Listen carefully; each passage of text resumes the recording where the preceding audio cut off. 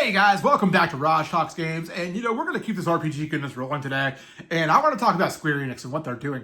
So, just recently, Square Enix made this announcement that they're kind of doing like a soft reboot type of thing with the company over the next few years, where they're going to be focusing more on major titles and maybe a little bit less on some of these smaller games.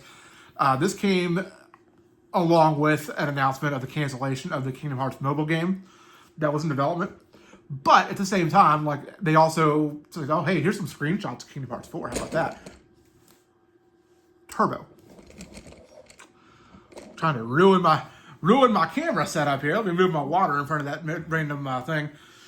So anyways, like I was saying, we did get some cool new screenshots of Kingdom Hearts 4. Mickey confirmed. I don't know if that was ever in question because, well, it's Disney and Final Fantasy and Kingdom Hearts, and obviously Mickey, King Mickey.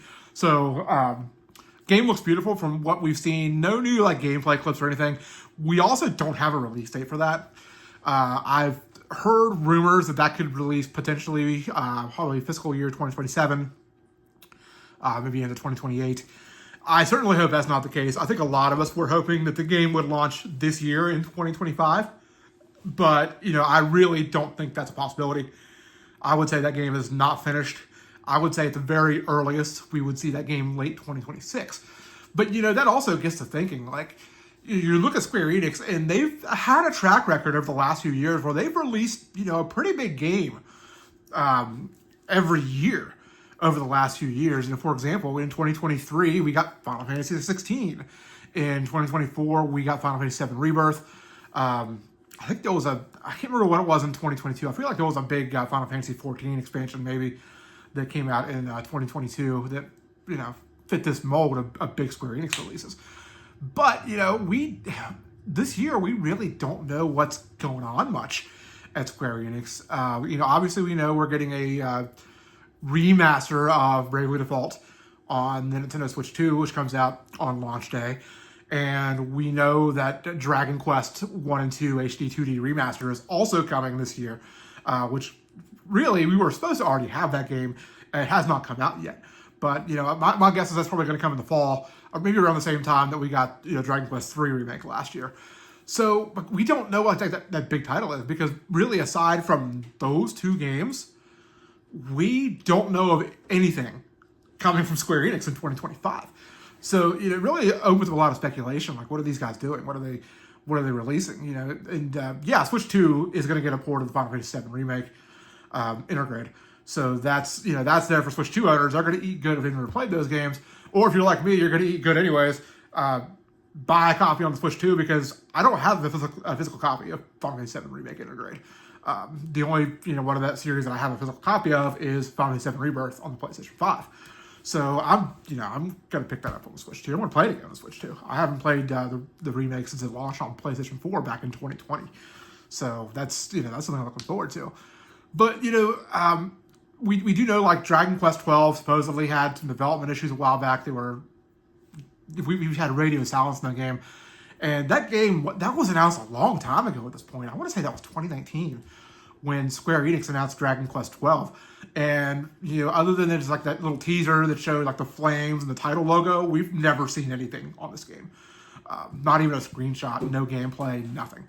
So I think there was a lot of speculation maybe that when we were entering 2025 that, hey, this is the year we're going to see Dragon Quest 12. And I don't know that it is.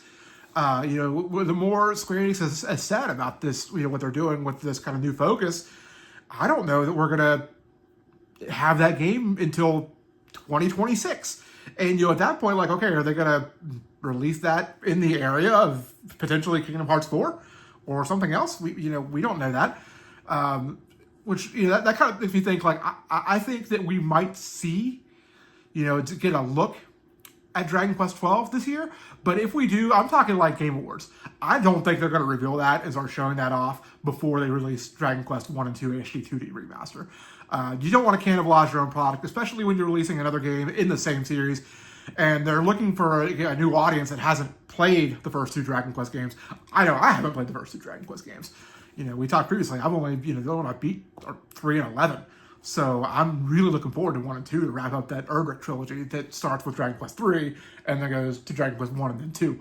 It doesn't make sense that prequels. It ended up 3 was a prequel to the first 2 games. Makes a trilogy. So my thoughts, I think we might see Dragon Quest 12 this year. I think it's going to be like a full reveal at the Game Awards. I don't think that we're going to actually get that game until holiday 2026, like at the earliest. I think that's when we're going to probably get Dragon Quest 12.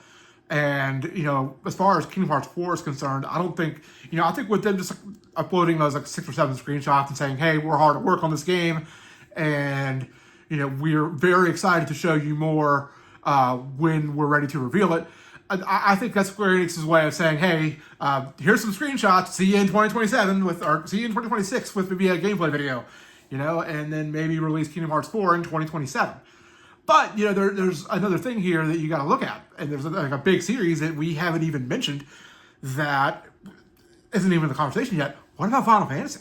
So, if we're looking at maybe getting Dragon Quest 12 late 2026 and Kingdom Hearts 4, sometime in 2027, what's next for the Final Fantasy series? So there's, obviously there's 3 Final Fantasy games that we know are in some point of development, or that we can at least assume are at a certain point of development that haven't released, or we haven't seen, or haven't necessarily been announced.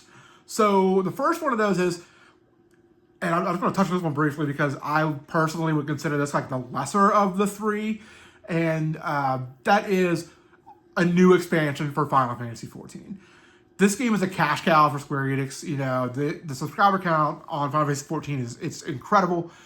So they're working on that. They've released expansions to this game pretty regularly since it launched. Remember, like when Final Fantasy XIV came out, this was a PlayStation 3 game.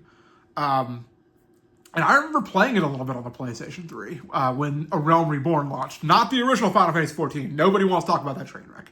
They ended that real fast, and they did it for a reason. And they created A Realm Reborn, which even story-wise acknowledged, oh, hey, the world was destroyed. We're starting up. But that's a whole other topic. And, they seem to like releasing these games in the summertime. But we just got a Final Fantasy XIV expansion in 2024. They released a big one. So I would say that's a ways out. That's a 2027 game. But, I think that definitely can and will exist alongside whatever Square Enix's actual big release is that year, assuming there is one. I wouldn't consider that to be, I don't think they would release that as like, hey, here's our big title this year. It's a Final Fantasy XIV expansion. Just simply because, like, at that point, there's a certain audience you're targeting that at. And that's really at the current fan base because people aren't going to want to jump in at a new expansion. And everybody who did want to jump into the new expansion should have done that with the most recent one because it was the beginning of a new big story arc because they had already wrapped up the last one. Like with Shadowbringers was the last expansion that wrapped up that big story before they started the new one in this most recent expansion. So there's that, and then there's 2 other big Final Fantasy titles that we got to talk about. Before we get to those, though, there are the 2 rumored games that haven't been confirmed, but there's been a lot of smoke for what feels like several years now since we had that NVIDIA leak. And, there was a big NVIDIA leak that came around. It was 4 or 5 years ago. And pretty much everything in this leak at this point has come out. Like, every question of validity, like, oh, are these games real? Yeah, everything that is leaked has come out over the years. But there are 2 games in particular that were in that leak that we've not seen anything about, never heard official word. The first one of those is a remake of Final Fantasy Tactics. And the other one is a remake of Final Fantasy IX. And there was a lot of speculation that the remake of Final Fantasy IX would launch this year.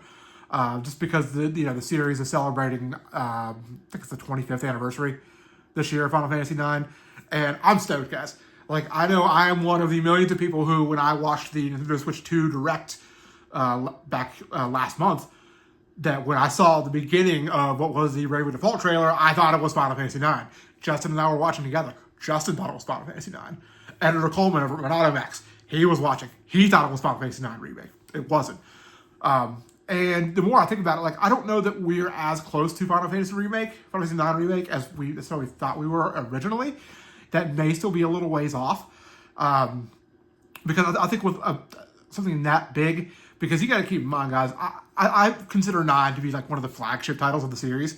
It's one like with the big fans of the series. It's definitely one of the more popular ones. But I think the one more likely that I think we could see this fall from Square Enix is the Final Fantasy Tactics, whether it be a remaster or a remake. I know we haven't seen that yet, but this is a game that would not shock me in the slightest if it were to pop up at Summer Games Fest next month. So definitely keep an eye out on that. But I think that could be a 2025 release. I don't think that's too far in the future, especially if they're doing like more of a remaster route, or if they're building it on the same engine as they use for the Tactics Ogre remake or for Triangle Strategy. This could definitely build and come out a lot faster than some of those other games. So that really looks like the two big ones here that we don't know when they're coming, how they're coming. And that is the third part of the Final Fantasy VII Remake trilogy. And of course, Final Fantasy XVII, which is inevitable. We don't know it's coming. There's been no sort of announcement of any kind about the development of this game, but obviously, guys, they're going to make Final Fantasy XVII. There's no way they're not going to continue the series. The series just sells too well. So with the Final Fantasy VII Remake Part 3, so let's look at historically where these releases have been. So the Final Fantasy VII Remake came out in 2020 with the integrated version coming out for PS5 in 2021. So it was PS4 to an upgraded version for PS5 with DLC. At that point, it was 2024 when Final Fantasy VII Rebirth, the second game of the trilogy, would come out. So you're looking at that's a 4-year cycle there, but they did a console, they had to move up console era when going from remake to rebirth because of the new consoles. So they basically had to kind of rebuild. Not to mention they did that DLC. They did Intermission, the Yuffie DLC for Final Fantasy VII Remake. And that hit a development cycle of 4 years.